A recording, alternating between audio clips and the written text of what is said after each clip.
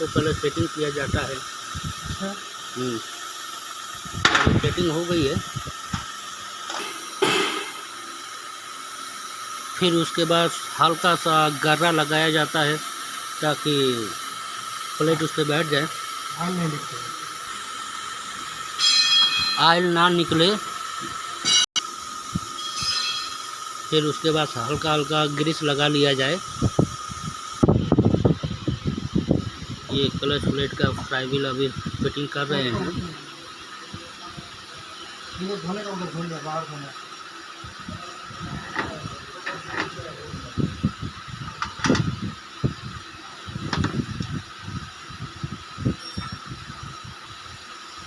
ये clutch plate का fry wheel है।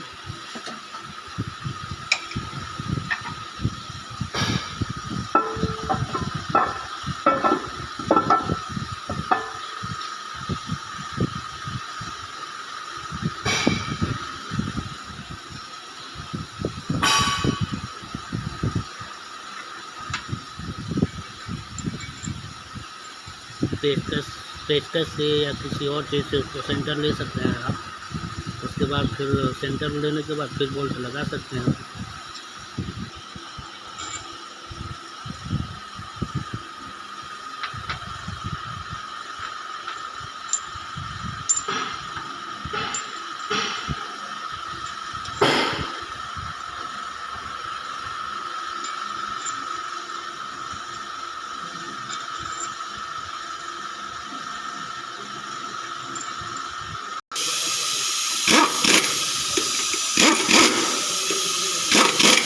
फिर हल्का से उसको जो है टाइट कर सकते हैं।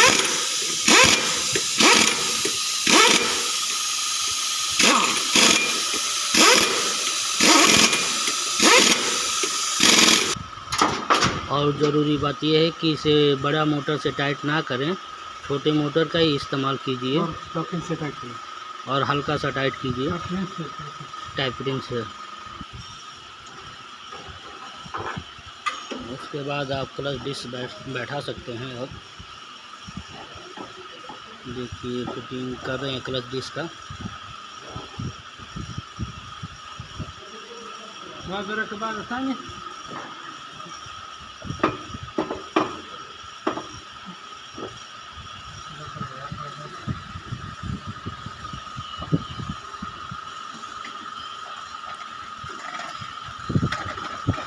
उसको सेंटर लेके फिर क्लच आप उसके अंदर डाल सकते हैं, फिटिंग कर सकते हैं।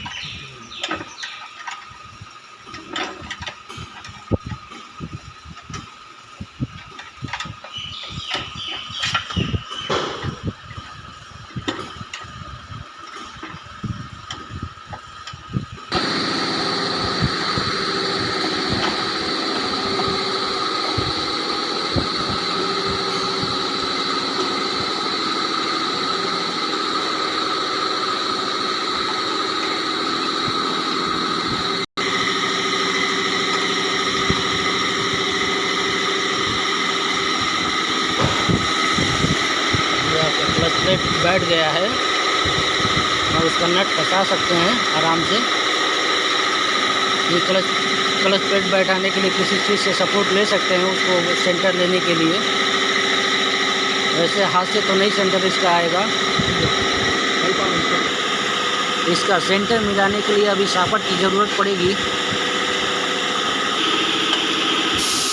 देखिए इसे कहते हैं शाफ्ट। इसका सेंटर मिलाने के लिए अभी सेंटर मिलाया जा रहा है। हाँ, अब टाइट करेंगे सेंटर मिलाकर। क्लच प्लेट को आप लोग मोटर से टाइट ना करें, क्योंकि ये बोल्ट जो रहता है वो टूट जाता है। उसे हाथ से ही प्रयोग करें टाइट करने के लिए।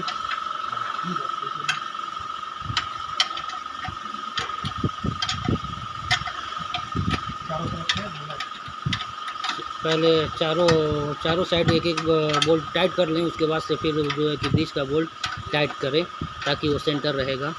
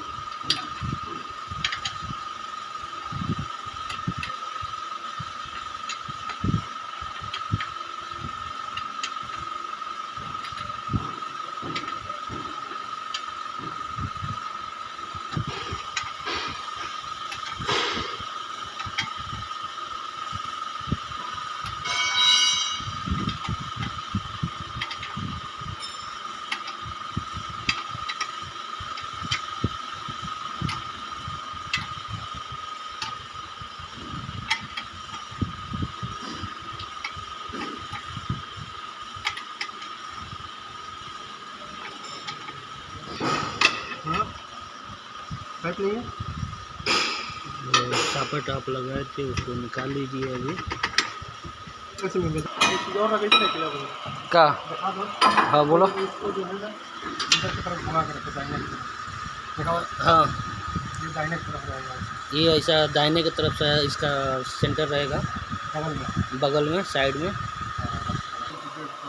अब इसके बाद आप लोग गियर फिटिंग कर सकते हैं। खैर गियर फिटिंग करने के लिए आपको जब खोले हैं तो आपको मालूम ही होगा गियर कैसे फिट किया जाता है।